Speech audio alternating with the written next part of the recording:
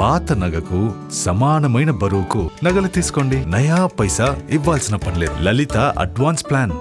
Cinema hit అయిపోతే reviews critics తప్పు, లేకపోతే సినిమా ఫ్లాప్ అయితే కరెక్ట్ అట్లానే లేదు, ఎప్పుడు లేదు. కానీ ఒక సినిమా సక్సెస్ కాదా అని చెప్పడానికి బ్యారియర్ ఏంటి చెప్పు. ఇక్కడ చాలా మంది చాలా సినిమాకి 4 స్టార్స్ 4.5 స్టార్స్ స్టేటస్ పెట్టిన రోజులు చాలా ఉన్నాయి. ఆ సినిమాలు కనీసం 4 రూపాయలు కూడా రావాలి. 2 స్టార్స్ వేసిన సినిమాలు ఉండొచ్చు, దానికి 500 కోట్లు వచ్చి ఉండొచ్చు.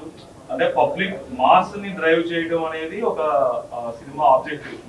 పెద్ద సినిమా సో అది మీరు ఆబ్వియస్ గా సక్సెస్ అవుతారు. బట్ కానీ ఒపీనియన్ చెప్పడం అనేది క్రిటిక్స్ అండ్ వాట్ ఎవర్ మీరు అంటున్న ఆ వెబ్సైట్. అవును, కరెక్టే. నువ్వు చెప్పే కదా ఒపీనియన్ చెప్పడం. ఒపీనియన్ మీ ఒపీనియన్ తప్పో కాదా అని చెప్పే రైట్ నాకు ఉందిగా. ఆబ్వియస్లీ అంటే అది తప్పే అంటే there is no benchmark. Benchmark నువ్వు you gave some rating for my film కదా. How are you sure that is right?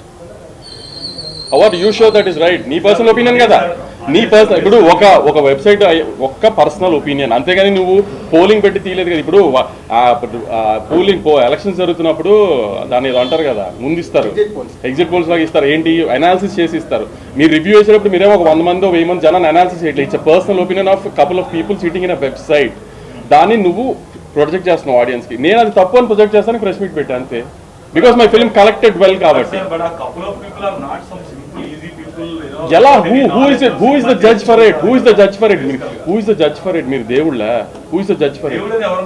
మరి ఇంకంతే. మరి అందుకే నేను కాదు అని చెప్తున్నా.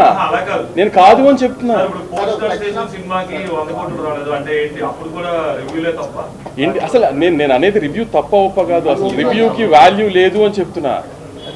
రివ్యూకి వాల్యూ లేదు అని నా పర్సనల్ ఒపీనియన్ చెప్తున్నా. I'm not generalising it also. I'm not getting affected by it. నేను చెప్తున్నా అదే లోకేష్.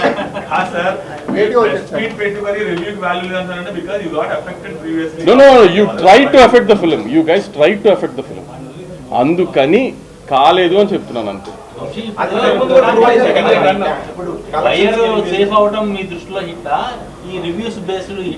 మీరు చెప్పండి, ఇంత ఎక్స్పీరియన్స్ ఏది హిట్?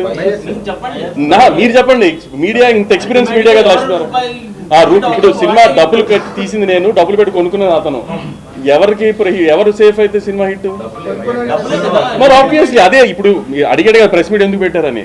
నా సినిమా నా దగ్గర కొనుక్కున్న బయ్యర్లు ఆల్మోస్ట్ 90% నిన్నటితో బ్రేక్ ఈవెన్ అయిపోయారు. నా జిఎస్టీతో చాలా మందికి కమిషన్ దాకా వెళ్ళిపోయింది అని సో కాల్డ్ జనరలైజ్డ్ మీడియాకి చెప్పడానికి ఈ ప్రెస్ మీట్. నేను ఇందాక కూడా చెప్పా, మొన్న ట్వీట్ కూడా చూసా, ఫ్రైడేల గురించి మాట్లాడుతున్నారు. వాళ్ళందరికీ చెప్దామని. మరీ సంతోషించమాకండి, సినిమా చాలా బాగా ఆడింది, రెవెన్యూ చాలా బాగా చేసింది, ఆల్మోస్ట్ బయర్ సేఫ్ అయ్యారు అని చెప్దామని ప్రెస్ మీట్. అది మీరు కనుక్కొని చెప్పాలి.